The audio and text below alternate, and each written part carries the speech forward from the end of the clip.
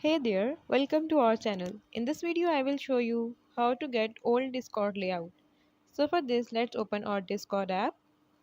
Once the app is open, now go to your profile and click on settings. Now scroll down and there you will find advanced settings option. Here we have, click on it and now enable developer mode. Once you enable it, now go back and clear the history and reopen the Discord app. Now go to your profile and again go to settings. There you need to scroll down until you find the option of appearance.